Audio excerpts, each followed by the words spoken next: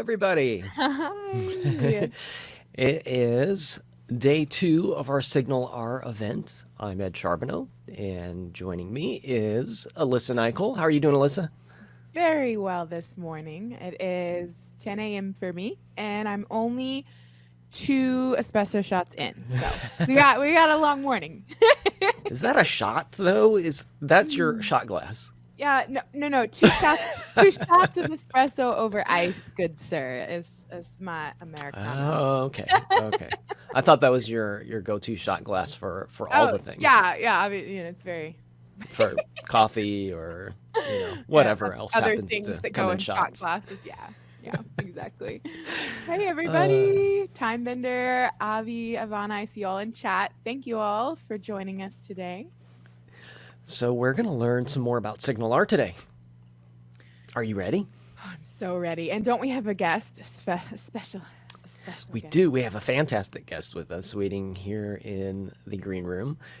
So Kevin Griffin is with us today, and he is an 11-time Microsoft MVP and an expert in real-time communications with SignalR and Azure and ASP.NET. So why don't we bring in Kevin now and say hello. Hey, Kevin. Hey, friends. How are you? Woo-woo. So, Kevin, you are going to school us on some SignalR stuff today, and you have some real-world experience with this as well. Yeah. And you also have a big announcement today. I do. We'll talk about that later. But right. So I watched yesterday, and David did a fantastic job, like explaining all the bare bones of what SignalR is underneath the scenes. And so today, we were kind of chatting about like real world scenarios where you would use SignalR. And I have a particular example I can talk about. I'm an independent consultant, so there are very few projects I'm allowed to talk about. I have one I'm allowed to talk about, and it's all SignalR underneath the scenes. So actually, let me share my screen. If y'all let me, there we go. There we are. Cool. All right. So I guess a little bit of background before we discuss what's going on here. So in the United States, we have this great service called 911. And for folks who are not based in the US, it's our emergency services. I know every country has some version of this, but if you're in trouble, if you're broken, your house is broken into, or your house is on fire, or something bad is happening, you call emergency services. And emergency services will come take care of the problem. At least that's what they're supposed to do. And in most major metro areas, this is handled by individual cities. So there's a paid police force, there's a paid fire force, ambulance services, that sort of thing. But in a lot of rural areas of the United States, because if you ever looked at the map, the United States is flipping huge. And there's a lot of states where things are divided into counties, and counties have volunteer departments, and there's not a lot of staff to go around. So one of the clients I have worked with in the past, the National Institute of Public Safety Technology, they have this really cool app that is right now focused on Southern Ohio, I believe, where there's a variety of these counties, and they aggregate all their 911 data together. The reason for this is if you have 2 neighboring counties and you're in County A and you have an emergency, screen's flashing. It's never good if the screen's flashing. It means someone's in trouble. If you're in County A and you have a problem, it might actually be faster for County B to respond to you than for County A to go all the way across the county. So we built this aggregation system that pulls 911 data from all these different counties, and we create these dashboards of the data that shows you, all right, there's something wrong in this particular city, this particular zone. And if you're a firefighter or emergency response person, you know exactly what all these codes mean. So when I first came onto this project a very long time ago, it was running on a single server. SQL Server was on the back end, and it was built with ASP.NET Web Forms going way back. And it used a concept called an update panel to update the view in real time. Those who are not hip on their ASP.NET Web Forms, an update panel basically tells ASP.NET, I need you to re-render the entire page, and then I'm going to update this part of it. And it does this every second for 1,000 connected users, which is a recipe for pain. And not only that, I was doing a lot of work on the SQL server, and everything's on this one poor server. And the request I got from the client was, our poor server is running at 100% CPU all the time. Like, it doesn't stop. And we're missing incidents, and things are not updating quickly. Can you help us? Oh my gosh. So they actually found me because I had written a post about SignalR, and they're like, you said real time and .NET, and those were the keywords, and we want to talk to you. So we went in, we redesigned the entire system, and we built it. It was still ASP.NET, but it was MVC at the time, and we were using SignalR, and we built this infrastructure where we could pull in all the data in real time and aggregate, and we send it out to these different configurations. We deployed it, and then we moved everything over. We moved all the users over to the new system. And I remember on launch day, I was looking at the server, and it was running at 0% CPU. And I was scared because normally when it's 0%, nothing's working. And I'm like, oh no, I've ruined this client. I broke something. What did I do? It was working fine. Like, everyone was hitting the server. It was updating in real time. We saw the updates going through. It just wasn't utilizing the machine anymore because it didn't have to handle these requests every single second for 600 to 1,000 different users. Not only that, you're not pushing all that page data down. No. So you're sending HTML, and it's reconnecting and grabbing CSS out of cache and all that stuff every second, versus just sending a small packet of data across a WebSocket. So the best story that came out of this launch was, it was a couple months later. I'm chatting with traffic incident. I was chatting with one of the guys. He's a chief with the fire department, and he said we had an incident where we had live CAD. This is the name of the system, up in a firehouse, and an alert came in. Someone was having heart issues. So, and it flashed red like the screen just did a minute ago. The emergency response folks said, all right, well, that's us. They started getting their suits on, and they were in the trucks. The doors were opening, and they pulled out of the firehouse. The dispatcher came over the intercom and said, we have someone with heart issues, this location, we need you to go now. Well, the truck was already out the door. And I know anyone out there who's ever had themselves or a loved one or a friend who has had heart issues or had a stroke, you know that the difference of seconds can mean life or death.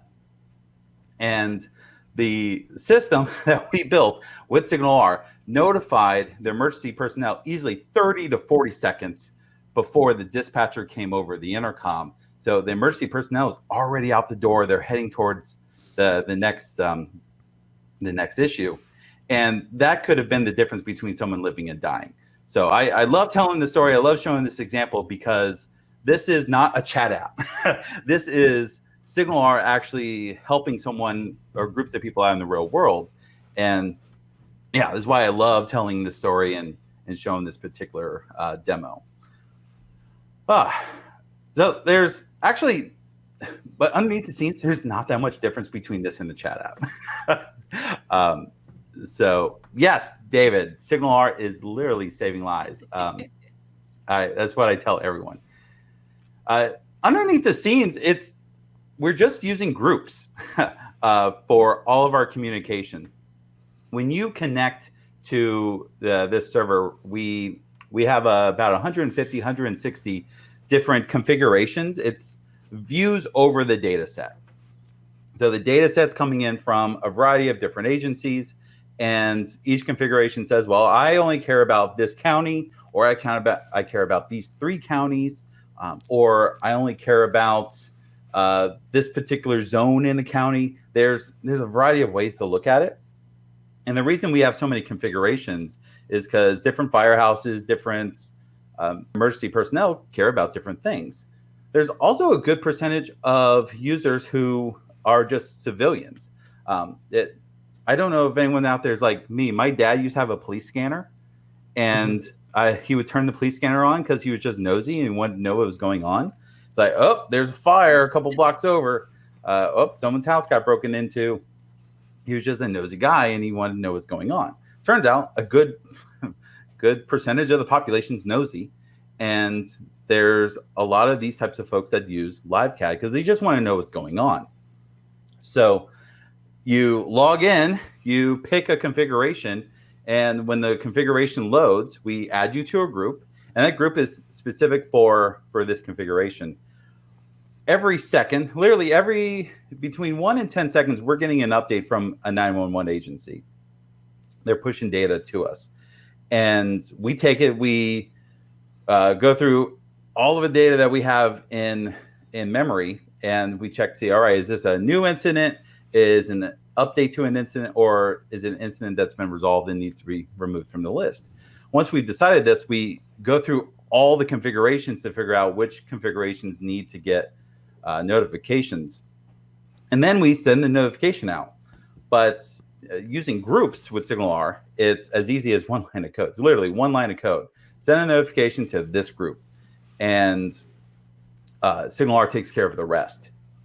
To add a little bit more complexity to it, we're also hosting this in a load balance set. So we have three load balance servers up on Azure that are all running the same application. We use Azure SignalR service behind the scenes as a backplane, which helps tremendously for our connection load. That's a lot more than what you covered yesterday. So I kind of just want to open it up for questions and see if I love geeking out on this particular project, but I love geeking out on SignalR in particular. So I want to see if alarm commercial high life. I don't know if that's good or bad. It's probably so bad. when you're using SignalR's service, and you said you have 3 servers serving this up, when you're using SignalR as a service, does that take care of the different instances that are running across those servers, so you don't have different information on one server versus the next, and it's keeping everything consistent? Yeah. So one of the problems we had to solve was we were dealing with data basically in real time. So none of this data hits something like a SQL database. We store everything basically in a Redis cache. When new information comes in, we need to be able to notify anyone that's currently connected to our service, but they might be on server A, they might be on server B, they might be on server C. With Azure SignalR service, one of the things that it does for you is it takes care of the problem of which server am I connected to. Because you connect to Azure, and then Azure will proxy calls to your servers to make sure everyone gets the notification that they're supposed to get. If you were just at home and you were building an example and you threw something up on a couple VMs on Azure or AWS, well, now you have a problem, because if I connect to server A and Ed, you're connected to server C, and Alyssa, you're on server C or server D, whatever. Well, if I send a message, well, Alyssa and Ed might not get that message because there's no way for server A to talk to server B and C and D and whatever. You need this new layer on behind it called a backplane that marshals and ensures that every server sends the message to all their connected clients. So yesterday when you were talking about you were doing the Crazy 8 stuff, I watched a little bit. I was in and out.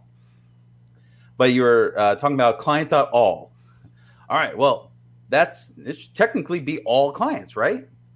Well, if you have multiple servers, it is all clients on that server. and that might not be the true all the clients that you want to communicate. David, you know what? I actually might have a slide on that. I don't have a slide on that, but I will draw a picture. I mean, if people are interested.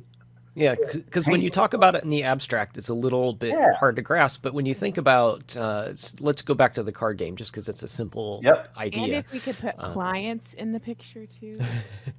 So if you're talking about, several people connecting to a game. Yep. And maybe one of the people, they're in, say, Europe.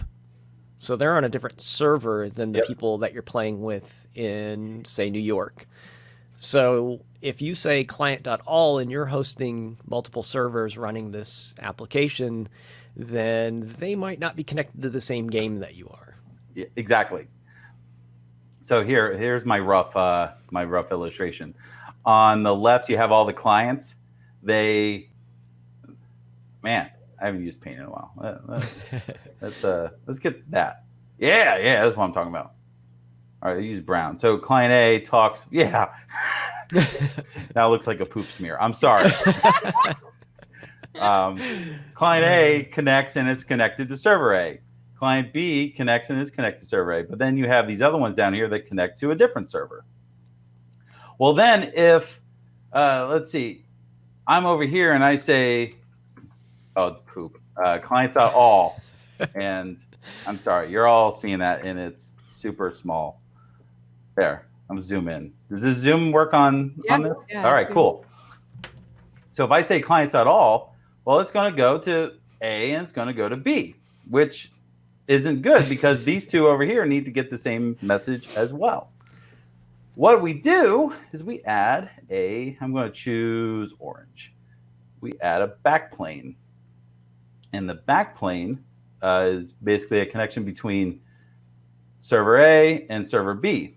So now, when I say clients.all, it goes to all the clients connected to server A, sends a message to the backplane. Cloud. What's the cloud?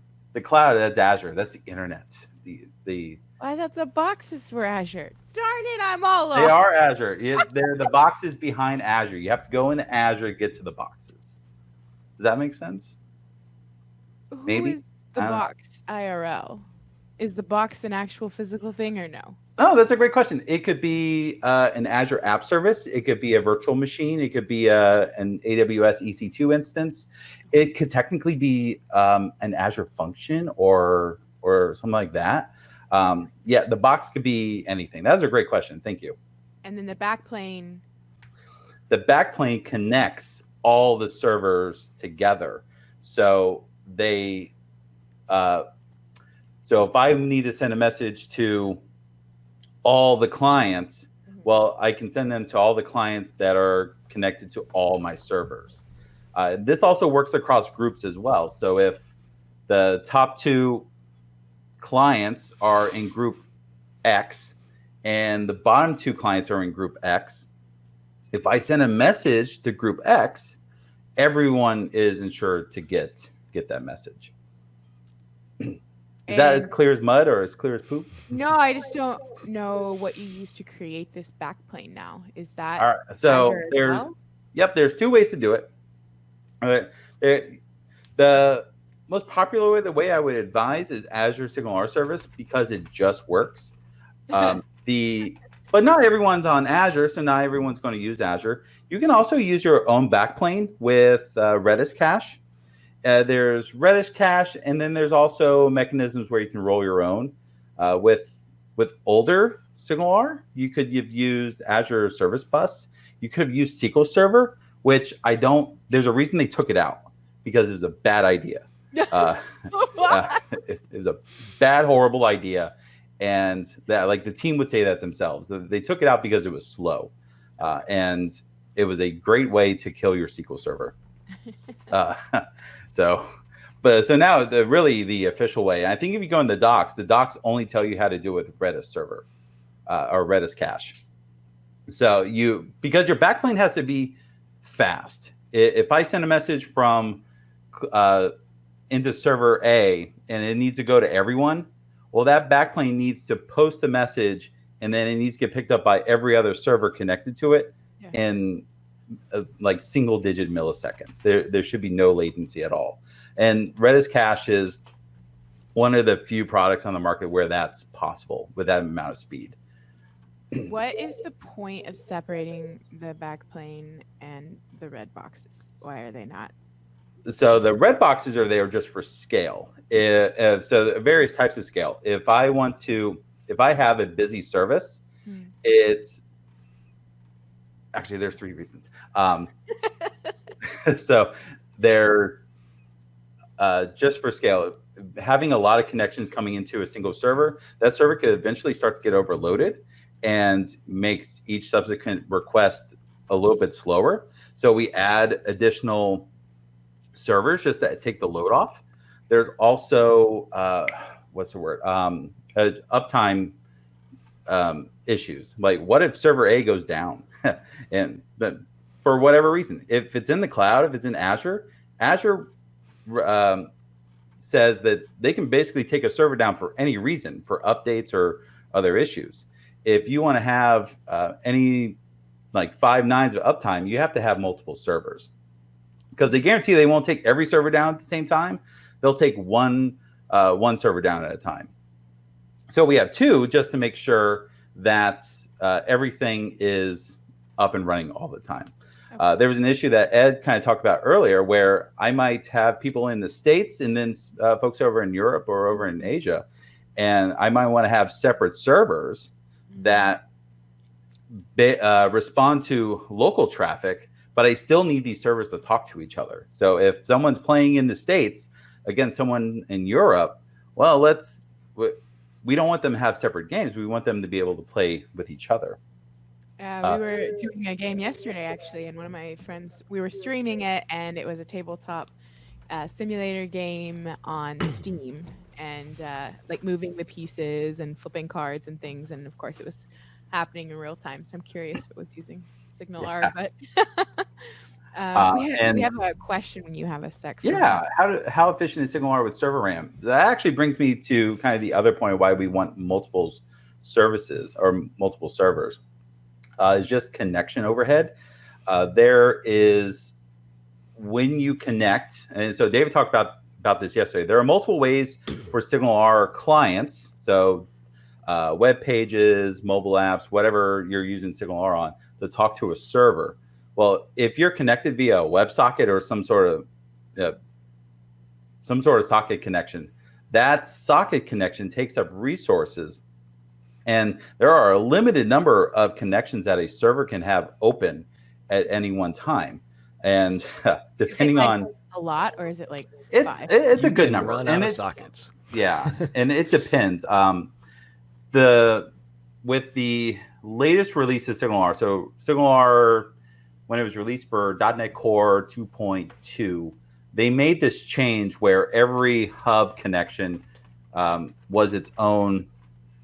It was its own WebSocket. It used to be you could have a whole bunch of hubs that all connected on one WebSocket. Well, I had a client where we had 5 hubs, and each hub was its own WebSocket, and it worked great. We upgraded .NET Core, and all of a sudden, each hub connection became its own WebSocket. I DDoSed my own client. Oh no! Because we had them running, and all of a sudden, this app, when it runs out of connections, it's basically restarts itself. It crashes and restarts itself. And we kept going through this cycle. And it was because I was trying to open 5 connections on top of all the other AJAX requests I was making and not to mention all the HTML, JavaScript, CSS I'm trying to pull down at the same time for various clients. We were exhausting our connections, and it was crashing the server. Did it take you a long time to figure out what had happened? It took uncomfortably more time than it should have. Okay. And it's more because of the Azure tooling. We're using Azure App Services, and we're diving in, and they weren't very straightforward with, oh, here's the problem. It was a variety of other problems caused by the connection problem. So a little bit of cleanup, and we moved the 5 connections actually down to 2 or 3 connections, and that actually took a huge load off the server. But the shortcut was I added more servers to the load balanced set, so there was more room for the connections to spread across our infrastructure. That can be a costly change, and so it wasn't that was a short-term fix, but then I had to go back and actually fix the architecture and the code. So that's another reason why we want the backplane, so we can have more servers, so we can use more connections. It's also a good reason why you would want to use Azure SignalR service in particular. It's because they take care of the connections for you. SignalR doesn't connect to your server, it connects to Azure server, and everything just still magically works underneath the scenes. The problem is that Azure SignalR service will charge you more for every 1,000 connections. So if you're not... Oops. I didn't mean to go hall of mirrors there. No, you're fine. I just wanted to show real quick what some of this looks like in the portal. So this is the Azure Portal. And to create a SignalR service is actually pretty straightforward in here. You go create, and there's a step-by-step wizard that you walk through. Once you have that set up, of course, you have to kind of dial in like what level of service you need and all that stuff. But once that's done, like the part of the application code is actually very minimal. I think this is pretty much it right here. You just add this service. Oh, you can read that. And it's too small. Oh, it's too small? It's so tiny. So you just add this SignalR service to your application, and this looks for the connection string that is private within your configuration, and then it starts forwarding everything through that service that you set up in the Azure portal. And the best part is there's no client configuration necessary. When SignalR negotiates a connection with the server, the server's going to say, don't connect to me, connect to Azure. And it just, it's amazing. It just starts working without. So that one line of code that Ed just showed, that's all you have to do. And then you pay Azure money. But their free tier is really good. 2 questions with the masterpiece that we have here. 1, backplanes, the orange box. Are those only used and known of in this SignalR open sockets world, or is that like a term that's everywhere and I just have missed it? I have only, chat might want to chime in on this as well. I've only heard the term backplane in terms of SignalR, where you have multiple servers that need to communicate with each other. I don't think I've heard of backplane outside of SignalR, but I've also been using the term backplane for 7 years. So I don't know. I need to go back to a younger Kevin. Like everybody who knows anything about .NET knows this term. Like I didn't know. Or I don't think so. Pretty specific to SignalR. Yeah. Okay. And actually, I'm trying to remember if the name was backplane back in, say, 2013 when we were solving this problem. Did David just post something? So I was trying to open the link. I accidentally showed it on the screen, but Wikipedia has a backplane term, but I can't. I need to click on it somewhere else because I can't pull it up here. Here, I'll plop it in the chat, the private chat. Click on it. There we go. So my other question was in regards to. Oh darn, it's gone. Hang on. What was it? Thinking. Come on. It'll come back and it'll be random. Backplane comes from electronics, the electronics world. Okay. Oh. Yep, I see that. So this is it's kind of talking about parallel communications with PCI slots and motherboards and all that good stuff. So it looks like they borrowed from the electronics world, which we do a lot in the software business, actually, whether we know it or not. I don't know if that helps anything. That seems to make it even more confusing because that's a physical thing on top that we just stole for our. We've kind of got to a point where we abstract a lot of things away that came from electronics because computers are, they are electronic devices. And a lot of, computer programming came from knowing how to shift things around registers and working with memory directly. And then we kind of got abstracted away from that with, modern languages that you don't manage registers yourself. And, especially with things like C Sharp and JavaScript, where maybe if you're doing C++ and embedded systems, you're more tied to the metal. Oh, I remembered. So, remember how you were saying there could be groups in this scenario, like group X and group Y? How do the red boxes or the servers, what do we call those? The red boxes are servers. Yep. So how do the servers know who's in what group? So the server, the red boxes only know who's in a group on that server. What happens is if I say clients.group or groups, and the red box will say, all right, well, I know everyone who's in this group. Let me send them the message that they need. But then I'm going to put this request on the backplane, and any other servers connected to that backplane will pick it up and go, well, I have users, or I'm sorry, users is a bad word. I have connections that are in this group as well. So I'll send them the message. So it's on the, it's up to each individual server to check the backplane for messages between each other.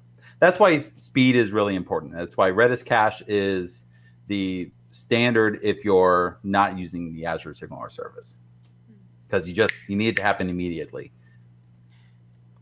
I'm going to go back to the Wikipedia article.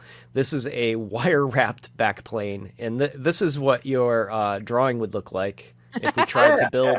If we tried to build SignalR as a service ourselves. Missing poop smears, though. I mean, they're in there somewhere. Trust me. Troubleshooting a wire wrap like that isn't possible, by the way. So underneath the scenes, this is all groups. The couple like little details of groups. I think groups is the best feature in SignalR just for communication. There's mechanisms in there. I know Ed was talking about this yesterday.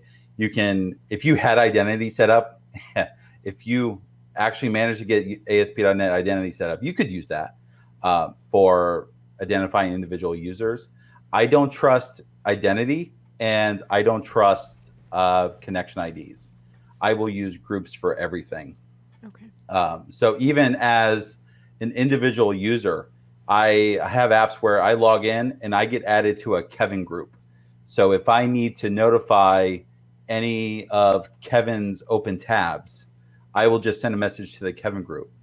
There's so many SignalR developers out there will make the mistake of trying to track connection IDs, and that's just a huge mistake.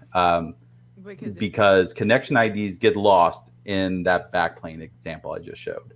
And connection IDs are kind of fleeting. Like as soon as somebody disconnects, it creates a new connection. That ID's gone forever. Yes. It's not something that persists. But why would the Kevin group be always tied to your client and the connection ID not be? So what happens is if I get disconnected, for any reason, SignalR is going to attempt to reconnect. Well, if you configure it, it'll attempt to reconnect and it will maintain the connection ID. What's more likely is if I lose that connection and someone reestablishes the connection either manually or by refreshing the page, you get a completely brand new connection ID every single time. It's because GUIDs are infinite and you can create as many of them as you want. So all your connection IDs are just a GUID. And what folks will do is they'll say, all right, well, I'm going to put that GUID into a cache and I'm going to keep track of all Kevin's connection IDs. So if I need to send Kevin a message, I'll go get all of Kevin's connection IDs and send a message to all those connection IDs as a group. That breaks down in the load balanced scenario. It breaks down in this because I might be connected to, I might have tabs open in server A and server B. And if I'm managing connection IDs between both these servers, messages are just going to get lost. Things are not going to work. And I know that from experience. It just doesn't work. groups, what a group does is a group solves the same problem.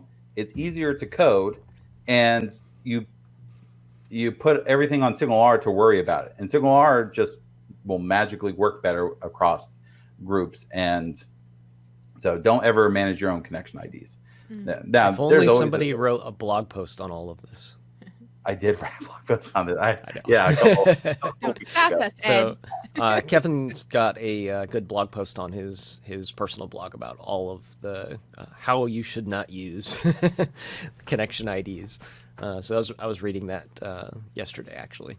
I thought it was pretty interesting. Yeah. So question about groups. I've got a hard question about groups. Okay. So from what I understand, SignalR does not give you access to the groups that it has in memory. You have to kind of store those somewhere yourself and kind of track that. Is it also like cleaning those groups up when they're not used anymore? What's the full story with that? Yeah, if you add connection ID, because when you create a group, you don't necessarily create a group. You tell SignalR, I want to add a connection ID to a group with a name.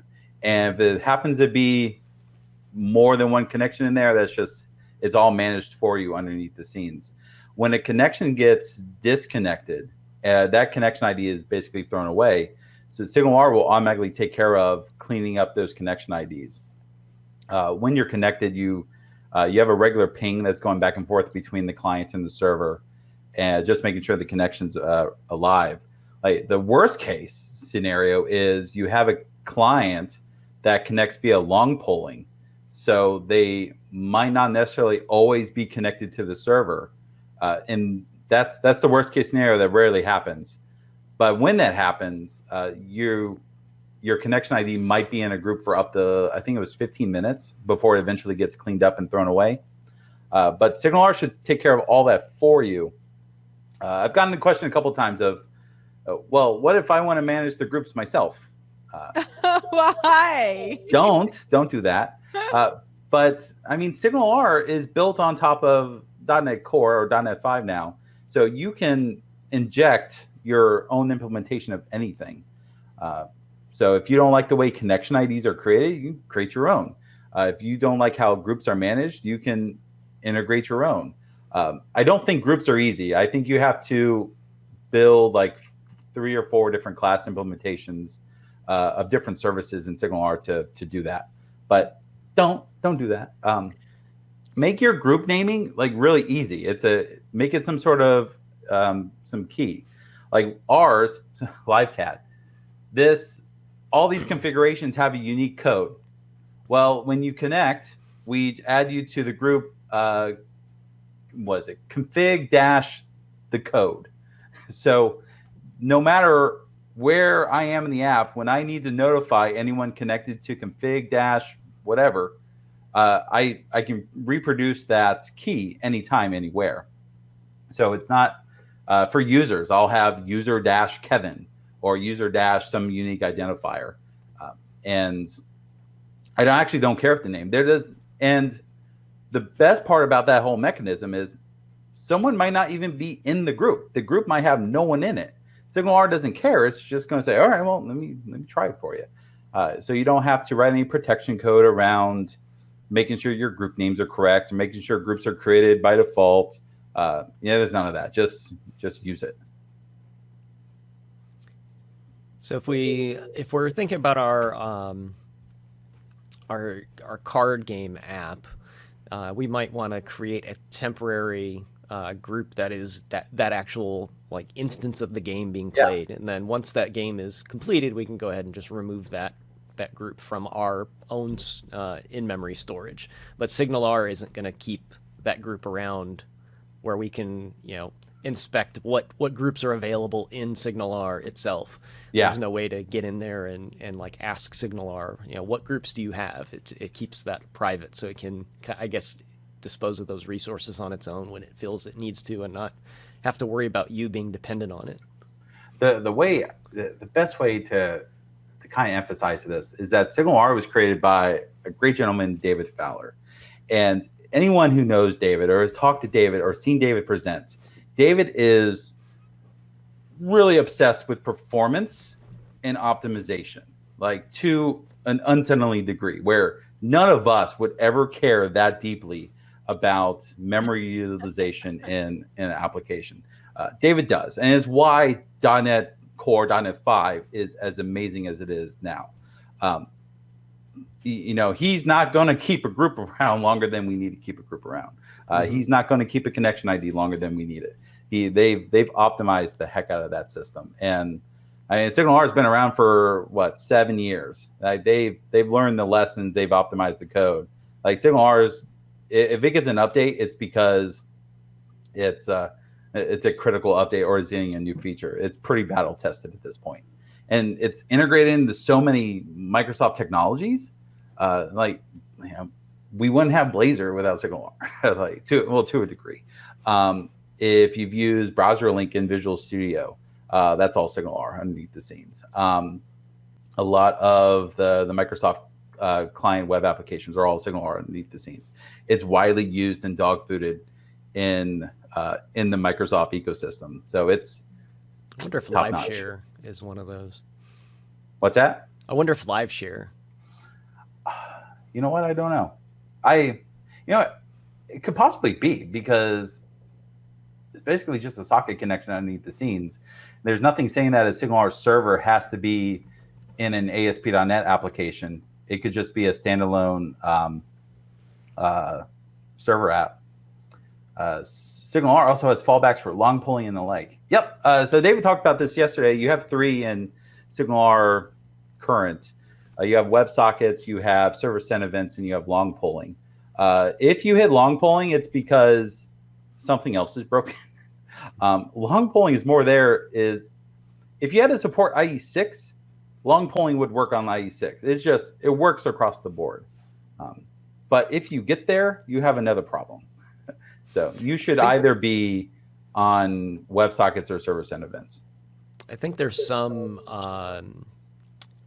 caveats around what framework you use as well. So Blazor server does not support long polling, I believe. Yeah.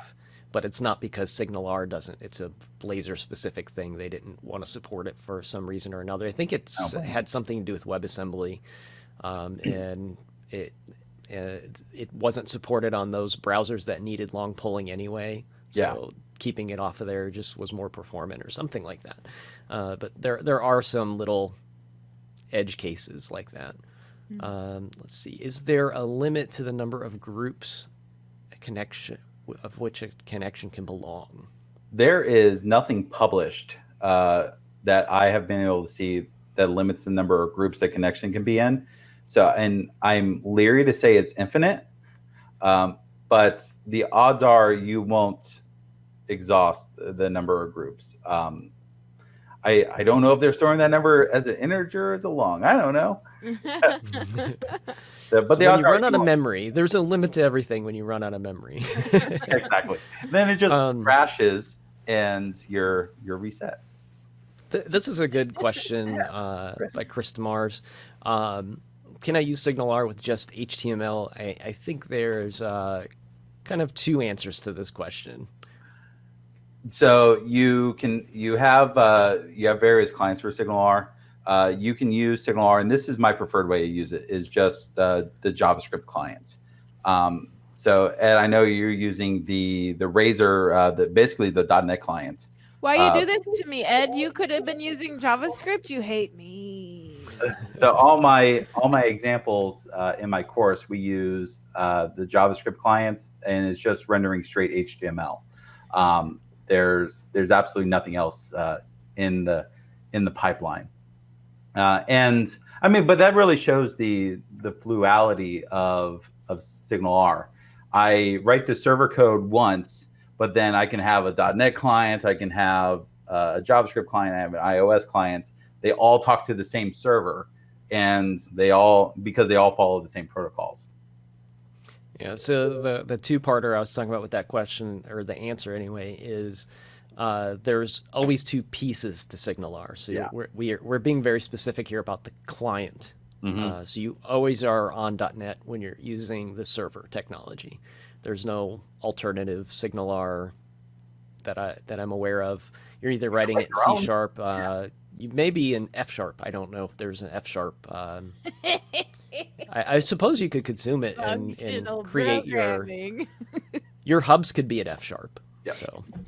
So it's either C# or F#, and then the client's going to be whatever language that's supported. I think C++, Java, C#, and JavaScript. So I think the question was more around the client, but so it's always important to make sure that people know there's that server component that's not going to change. You're still going to have to know some .NET at some point. You can, and SignalR has a very well-defined specification. So if you wanted to write a SignalR server in a non.NET language, you actually could do that. But the specification, it's all up in GitHub, and it's just, all right, if someone negotiates, how do you negotiate back? How do you handle a socket connection? How do you do this? How do you do that? So you could, and that's one of the things like David Fowler's done for presentations. I remember watching him at NDC. It was pre-pandemic, so early last year.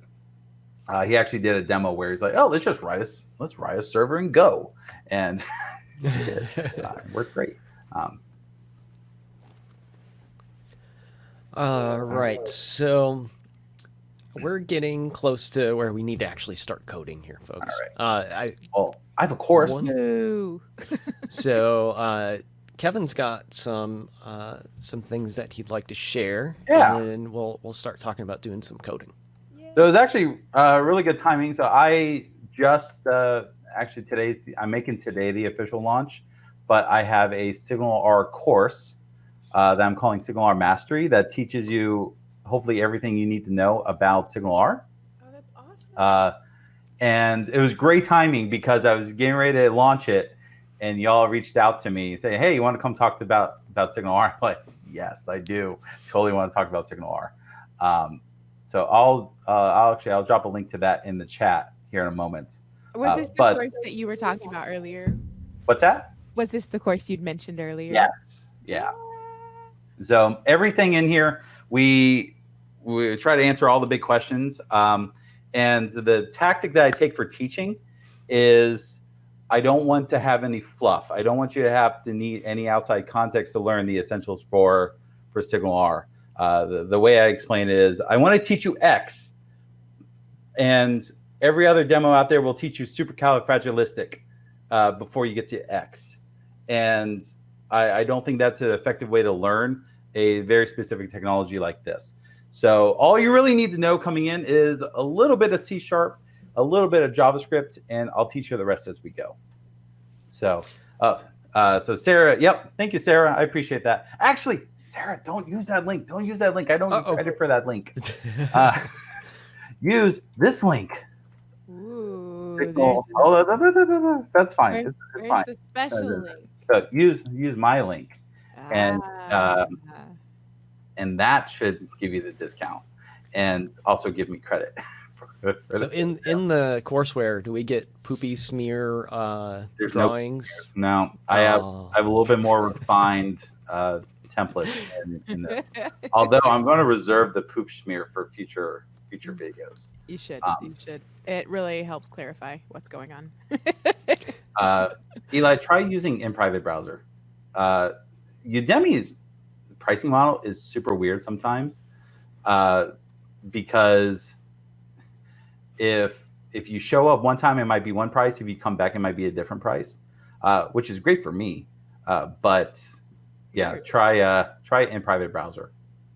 So it should be showing up at the $12.99. So yeah, this is my course, and we actually have a whole bunch of material that we're still going to work on that hasn't launched in the main course. Actually, a lot of the discussion that we had today are videos I'm in the middle of recording and putting together. So yeah, I would love for everyone to pick that up if you want to support me. Oh yeah, that's right. I do Twitch as well. I forgot about that. I've been too busy with the course to to be active on my Twitch. So, all right, Eli, that's awesome. I'm glad. Make sure you guys follow Kevin's Twitch channel, though, because when he does go live, you'll get a notification. One of the demos I have in the course, I have what I call end-to-end applications. Let's start with like what you're all doing with the Crazy Eights. Start with nothing and end up with something. I've recorded all that on my Twitch channel, and it's all unedited. So every mistake, every step of the process is documented. So awesome. Revolution Conf is for those who don't know, that's a conference I run in Virginia Beach, Virginia. And pre-pandemic, we did it every June, but pandemic hit. We're not planning anything for 2021, maybe 2022. We'll see. We hope so. We hope. I miss people. 22. I miss seeing people like in person. Yeah. I know we can't like hug or breathe on each other anymore, but I would like to be in the same room and enjoy burnt ends. Yes. I believe it will be sooner than we all think. So. Well, all Americans, wear your masks. I mean, get your vaccine. It's a given. Oh, I know. My sister, I love this example. She's actually an EMT in Louisville, and she got the vaccine recently since it's going out to first responders. So yeah. Yep. I know some others personally that are getting it as well. I'm in the same Louisville area, so it's definitely getting administered in our neck of the woods, but we're pretty small demographic here, so. All right. Well, thank you all for letting me hang out with you. And I hope answering all my questions and explaining everything. And I know chat had a good time too. So thank you so much. Yeah, it was great having you, Kevin. And feel free to jump in if you have time later, if you want to answer any questions that we get stuck on. I think it'd be a good time to take a quick break, Alyssa, and we'll come back. I need to grab some something to drink. And always helps the chat. There you go. We'll come back with some live coding.